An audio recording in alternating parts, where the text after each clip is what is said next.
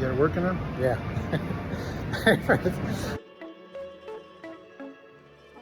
Because it was such a great episode. It's the promise of the show too. You know, the first 5 episodes were very our crew focused. You know, Janeway was the really only thing that felt very Star Trek. It's very and outside. Kobayashi was the first Star thing of Trek. like, guys, this is the same world. And then Mark, can you just, in Gargamel's voice, just tell us why you should watch this show? Because if it doesn't happen, I will eat you all. Say that I think Terry is too young to be rocking the white New Balance kicks. He needs to have some colors in his shoes. I just want to put that out there. He's not middle-aged yet. That's middle-aged that thing. Everett, Patrick. That's a good question. That's on us. That's on. My buddy said New Balances are back. That's what I heard. The ones with the colorways, but not the all white. First time that we've had a repeat guest. So George, you're the very first one. So awesome. Thank you. I'm honored. Thank you for having me. Knowing me and my low-tech video skills, I'll probably have like confetti or something going off, or just like a congratulations pop up on the screen. But thank you very much for being here today. Impart, I guess, your knowledge or your love of something geeky to your kids, to the kids in the show, and to maybe the parents watching. I'm waiting for you. Stu is just an amped up version of me. Highlight and then actually finding them in real life to be part of this documentary. So there are thousands of letters at the archives. Judy's archives are housed at the Beinecke Rare Book Library at Yale, and there are hundreds of boxes of letters. They're organized by theme, but some of them are organized actually by letter writer. The educational institutions, the justice, the Wolchok. So I was really a friend of mine who saw the film said, "Oh, you Charlie Brown them," which is like, which is something I wanted to do because I really wanted the emphasis to be on the brothers and focus on that as opposed to Transformer voice, but it can't be Soundwave because everyone always picks Soundwave. So out of all the cartoons or any of the movies, what's your favorite Transformer voice? Ooh, that's tough. Oh man, that's really tough. I think I'll say Alita 1. I think she's really cool. Nice. And hey friends, today I am with fellow Chicagoan, and if you're into zodiac signs, fellow Cancer, Jane Lynch. Yes. Jane, today we're going to talk about your new spot for Apple with the Apple Health app. Yeah. We hear a lot about like data breaches. They got connected to do the show.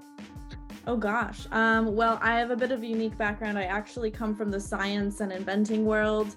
When I was a teen, I did like 10 science fairs, and I invented a flashlight that runs off the heat of your hand.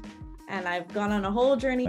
I like at the end, you see them like playing, like he's playing with the sun, and like they're like pretending they're going through a fire. And I think that's pretty cool. It's a cool way to play, and also like kind of teach them of what to do in case there ever is a fire. No, I'm sorry, I didn't mean to cut you off. No. Thank you so much, everybody. This was so fun. Thank you. Have a good one. Thank you. Turtle power. Yeah.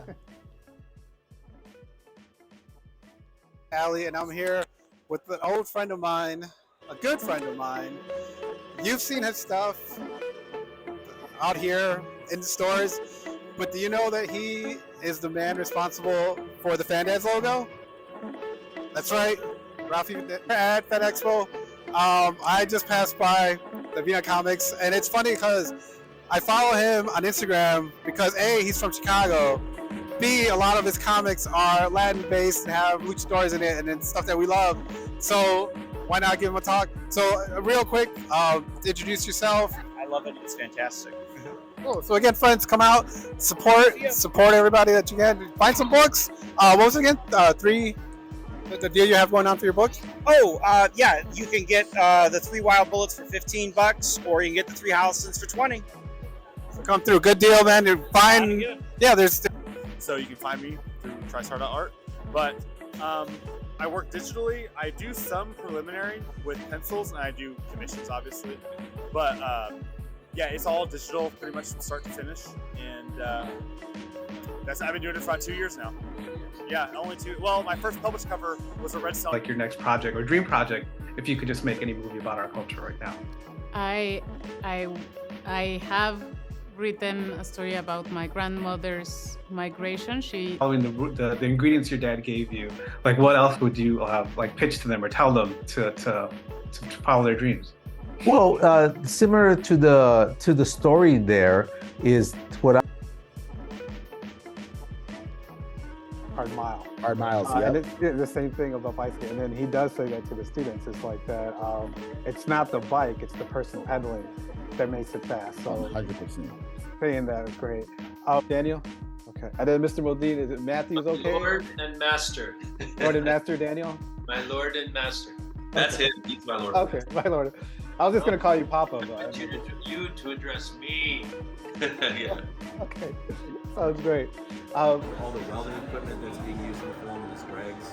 The bikes that are being used by the boys are bikes that were welded by Greg and his students and then we use them in the film. So Greg was there.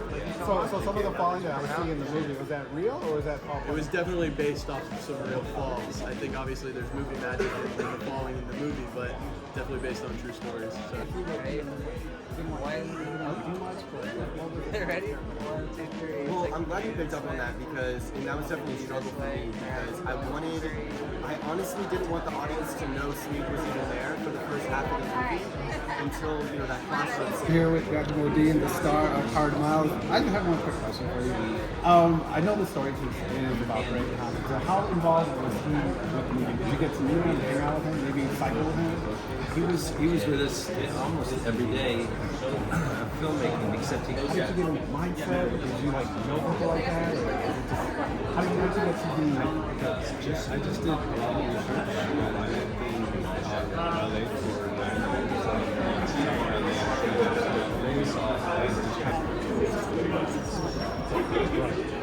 Thank you very much for your time. I hope you much success for it. I've heard rumors that there's like things going on. So No, hopefully no nominated for anything. I think there's a lot of fun. With my last 3 elders on the same day. And that was really the tipping point. But I think Michelle went deeper with the footage and then did some interviews with my family. And a lot of that had much to do.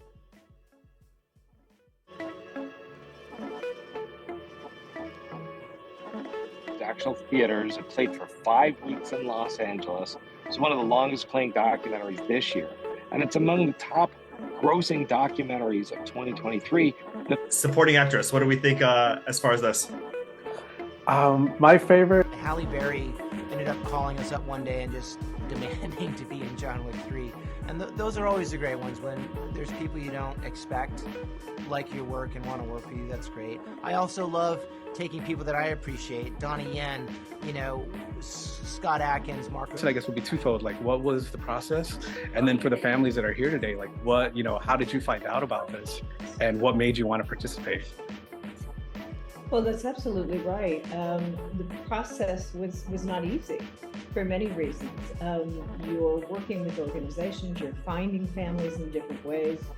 And that's true. A number of families, rightly so, declined to participate simply because they feared retribution within their family. Can be our identity. So we looked at Christmas songs that are super awesome, like Little John, All I Really Want for Christmas, you know what I mean? But they, for whatever reason, don't get a lot of radio play, even though they're like amazing songs.